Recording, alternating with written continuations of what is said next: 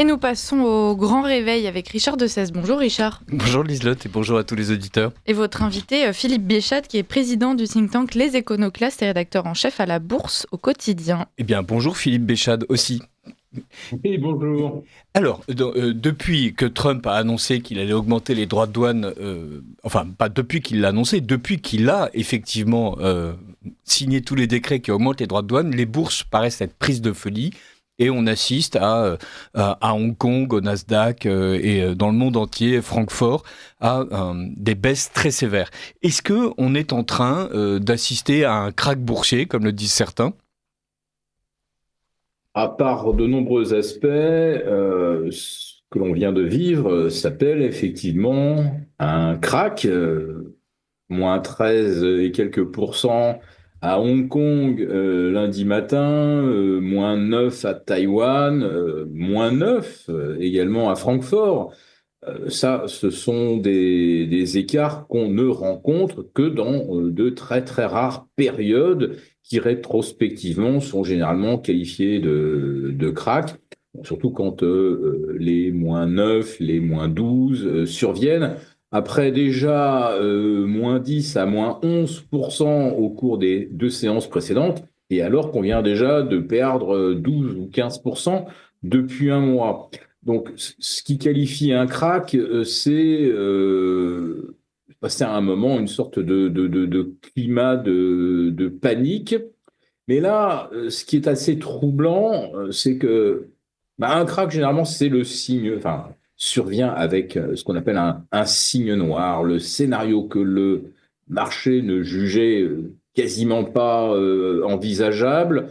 Et tout le monde, d'un seul coup, se découvre pris dans une situation qu'il ne maîtrise pas, type la mise à l'arrêt de l'économie en mars 2020, ou 2 ans plus tard, une invasion que l'on voyait se profiler de l'Ukraine. Là, Trump a juste fait ce qu'il avait annoncé qu'il ferait. Et qu'il avait déjà fait en 2016. Qu'il avait déjà fait, alors dans une moindre mesure, puisqu'il avait une cible principale qui était la Chine. Elle reste la cible principale, sauf que cette fois-ci, tout le monde en prend pour son grade, ou quasiment. Donc il a annoncé ce qu'il allait faire, et les marchés se sont dit, il ne le fera pas. Pourquoi ? Parce que ça ferait baisser les marchés, et que Wall Street, la hausse des actions, c'est la boussole de Donald Trump. Son premier mandat a été placé sous est-ce que la bourse aime ce que j'ai fait ? Et dès que la bourse aimait ce que Trump avait fait, il ne manquait pas de dire, regardez, Wall Street me prend pour un champion. Chaque fois que je prends une décision, c'est salué par une hausse de 5-10%. Bon, là, ça a été salué par une baisse de 5-10%. Philippe Béchade, effectivement, Trump a l'air d'avoir changé de logiciel, mais en même temps, vous l'avez souligné, d'une part, il avait annoncé qu'il allait augmenter les droits de douane d'une manière beaucoup plus sévère et beaucoup plus universelle, et d'autre part, il avait expliqué, le 9 mars sur Fox News par exemple, mais à d'autres occasions, qu'en fait, il savait très bien que les marchés financiers trouveraient la potion amère et qu'il savait que les marchés financiers, entre guillemets, réagiraient mal. Donc, c'est d'autant plus étonnant, si j'ose dire, que les gens aient l'air de s'étonner que la chose ait été faite. Ah oui, mais il y a une sorte d'aveuglement de la part des marchés qui, un jour, certainement, ça fera l'objet d'études. Mais l'aveuglement, c'est peut-être quelque chose qui est universellement répandu lorsque on ne veut voir que ce qui est agréable, ou qui permet au marché d'avancer, d'avaler, si j'ose dire, tous les obstacles. Et les obstacles, ça a été, au cours des 2 dernières années, des taux qui montent, mais puis qui rebaissent, mais le marché monte quand même, une croissance qui accélère, puis qui ralentit. C'est pas grave, Wall Street digère tout ça et ça continue de monter. Et qu'est-ce que s'est dit Wall Street en réalité ? Les choses ont basculé vendredi. C'est ça qui s'est passé. Bon, certes, les marchés avaient une sale tête jeudi et vendredi, Mais on avait Jérôme Powell qui prenait la parole à Arlington. Et depuis, il est en place depuis 7 ans. En fait, il a Donc Jérôme commencé son Powell, c'est la Fed, c'est bien ça? voilà, c'est le patron de la Fed. Il a commencé son mandat sous Powell. On sait qu'ils n'étaient pas très, très amis l'un et l'autre, mais euh, Powell, chaque fois que les marchés perdaient 5-10%, chaque fois qu'il a pris la parole, et il n'y a pas d'exception depuis, on va dire, janvier 2018, chaque fois que Wall Street poussait des cris de douleur, quand Jérôme Powell a pris la parole, c'était pour dire ne vous inquiétez pas, nous sommes là pour soutenir la croissance, nous sommes là pour maintenir les taux le plus bas possible. Et pour la première fois, et c'est ça le signe noir hein, qui fait d'un seul coup perdre complètement pied au marché, vendredi, il ne tient absolument pas le discours que l'on attend de lui, parce que depuis 7 ans, ça a toujours été le même.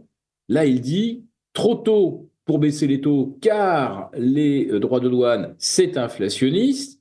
Et deuxièmement, les paramètres économiques actuels sont encore relativement bons. Il y a encore 2,4% de croissance. Le marché du travail, on est proche du plein emploi, ce qui est un mensonge absolu, hein, mais c'est pas grave, statistiquement c'est vrai. Donc Powell a complètement douché les espoirs que bon bah on compensera les annonces de l'autre dingue en mettant de l'argent sur la table, en baissant les taux. Et c'est ça, c'est une combinaison de deux choses. Les annonces de Trump, ça, on était au courant, mais un Powell qui vient pas donner son shoot de morphine Bah, monétaire au marché, ça c'est quelque chose de complètement inédit. Vous employez une expression forte, shoot de morphine, parce qu'effectivement, on a l'impression que depuis des années, en fait, le système financier est perfusé à l'argent gratuit et qu'il y a une espèce de l'équivalent d'une drogue financière où, quoi qu'il arrive, l'État, aux États-Unis et ailleurs, jette des tombereaux de liquidités sur le marché dont les financiers peuvent s'emparer. Là, l'État américain décide de ne pas le faire. Il faut revenir un tout petit peu sur ces chiffres extraordinaires. On les a cités, moins 5, moins 10, moins 13%. Et on dit aussi 1000 milliards de capitalisation boursière perdue, 2000, 5000, 6000 milliards. En fait, on a l'impression aussi que il y a cette espèce de valeur des entreprises en bourse où la cote est fonction non seulement de la solidité de l'entreprise, de ses espérances de profit, mais aussi de la manière dont le spéculateur pense qu'il va pouvoir gagner énormément d'argent parce que une technologie va aboutir ou parce que la personne, genre Nvidia qui possède les puces qui permettent de faire marcher l'intelligence artificielle est en situation de monopole et donc va pouvoir effectivement augmenter indéfiniment ses tarifs. Est-ce que ces 6 000 milliards étaient de la véritable richesse? Est-ce qu'on a ruiné des entreprises? Est-ce que l'appareil productif est irrémédiablement détruit? Ou est-ce que pour le moment, ce sont plutôt des espérances de profit et de valeur qui se sont évanouies? C'est très simple. Ah bah tant mieux. Depuis le 30 octobre 2023, le Nasdaq et le DAX ont pris 60%. Depuis fin septembre 2022, le Nasdaq et le DAX, c'est un peu c'est le baromètre hein, de la bourse allemande, ont pris 100%. De combien la croissance a-t-elle progressé depuis septembre 2022 ou depuis fin octobre 2023? En réalité, ce que l'on a depuis 18 mois ou depuis 2 ans, c'est ce qu'on appelle une inflation, je prononce bien le mot inflation, dévalorisation. C'est-à-dire que vous avez en cumulé, on va dire aux États-Unis, allez, soyons larges, 5% de croissance et vous avez 100% de hausse des actions. Alors, le Alors, Nasdaq est en plus, si je ne m'abuse, l'indice qui mesure les valeurs dites technologiques. C'est-à-dire, voilà, c'est pas General Motors, c'est plutôt Apple et Nvidia, justement. Voilà. Alors, quand vous faites la moyenne entre Apple, Nvidia, General Motors et US Steel, par exemple, pour prendre de la bonne vieille industrie qu'on connaissait déjà au début du XXe siècle, vous êtes à 100%, hein, je dis bien, en faisant la moyenne de General Motors, Nvidia. General Motors ou US Steel, depuis 2 ans, ça n'a rien fait. Ça veut dire qu'en fait, Nvidia, ça fait x5, Palantir, ça fait x8, et je pourrais même vous citer des boîtes qui ont fait x10 de valorisation. Les valorisations sont complètement délirantes en réalité. Elles sont déconnectées du marché. Enfin, elles sont Alors, déconnectées de la consommation, elles sont déconnectées de la capacité de production, enfin, les valorisations technologiques. Oui, oui, c'est ça. Quand vous prenez Nvidia, si vous prolongez la courbe, donc Nvidia est passé en l'espace de 4 ans du PIB du Luxembourg au PIB de la France, en termes de valorisation boursière, hein, 3 000 milliards de dollars. Et la projection sur les 2 prochaines années pour Nvidia, au rythme où ça va, c'était que dans 2 ans, le Nvidia représentait le PIB de la Chine, et dans 5 ans, c'était le PIB des États-Unis. C'est complètement fou. Nvidia, c'est une boîte, je crois, il y a 25 000 salariés. Donc, en réalité, la morphine monétaire fait 2 choses. D'abord, elle plonge le marché dans une espèce d'état de béatitude assez stupide, mais elle est complètement partagée, si j'ose dire, par l'ensemble des acteurs qui fonctionnent avec à peu près les mêmes principes d'investissement. C'est-à-dire que quand vous avez un Nvidia qui commence à faire 2 fois mieux, 5 fois mieux, 10 fois mieux que General Motors, aucun fonds d'investissement ne peut se permettre de se dire Nvidia, c'est trop cher, je n'en veux pas. Et mécaniquement, il y a des hausses incroyables. Et alors derrière, vous avez le narratif qui s'enclenche en disant l'IA, c'est le nouveau paradigme, c'est comme la nouvelle économie de 98-2000, c'est l'immobilier qui progressera indéfiniment de 2005 à 2008. Et vous avez derrière un narratif. Et ce qui est extraordinaire, c'est que chaque fois que vous avez des valeurs qui doublent, qui triplent de valeur sans qu'il y ait de lien avec le chiffre d'affaires, ou même si les profits sont très élevés, des marges de 40% pour Apple, de 65-70% pour Nvidia, en fait, quand vous avez triplé de valeur et que c'est déjà une dinguerie totale, vous avez derrière des tas de gens qui écrivent qu'on n'a encore rien vu.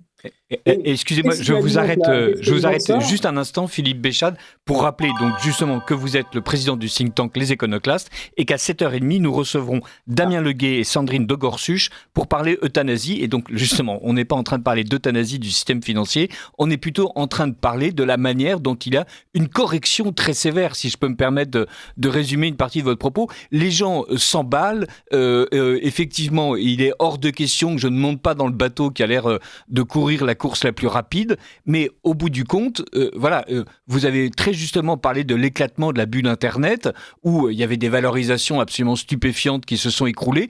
Néanmoins, l'économie a continué à fonctionner. Dire ceux qui avaient placé tous leurs espoirs et toute leur fortune dans ces valeurs, évidemment, se sont retrouvés gros gens comme devant. Même chose pour la bulle immobilière de 2005-2008.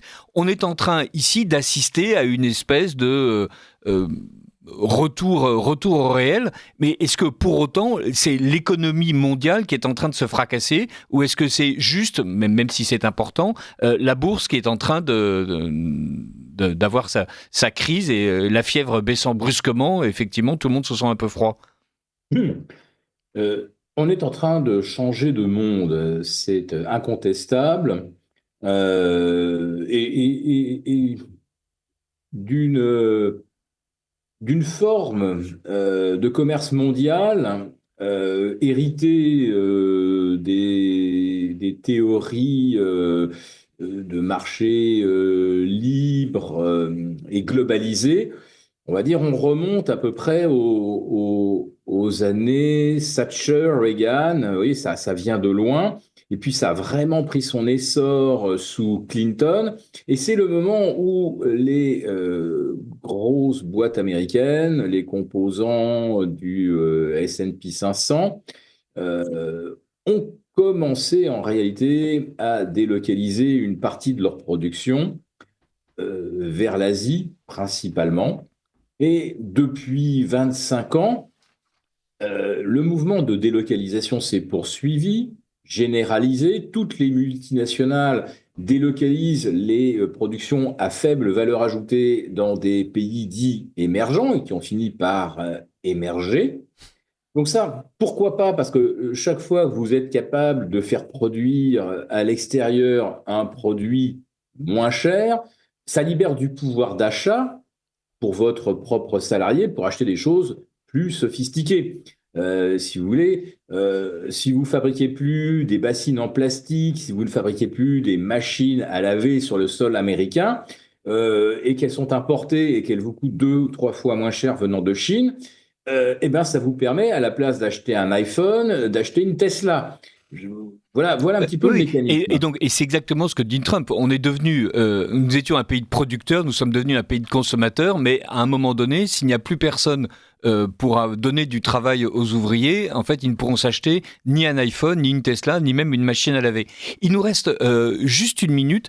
À votre avis, est-ce qu'on peut aujourd'hui prédire que le pari de Trump va réussir et donc l'économie va se stabiliser, ou est-ce qu'au contraire il a envoyé un missile dans le système financier mondial et qu'on ne sait absolument pas comment ça va se terminer? Alors je pense que le système financier mondial courait à sa perte avec ce principe de toujours délocaliser davantage. Sauf qu'il y a quand même un angle mort dans le raisonnement de Donald Trump, et il est quand même énorme en réalité, parce que lui, il se focalise sur les friches industrielles qu'on trouve dans la région des Grands Lacs, etc., la puissance des États-Unis, la sidérurgie, etc. Mais non, ça c'était quand même un peu le monde d'avant. 70% de l'économie américaine, ce sont des services, et ces services restent bien actuellement sur le sol américain. Donc, quand on parle des équilibres commerciaux, ce sont en réalité des équilibres qui portent sur à peu près 30% de l'économie, qui est la partie industrielle. Donc ça, se dire on va rétablir les équilibres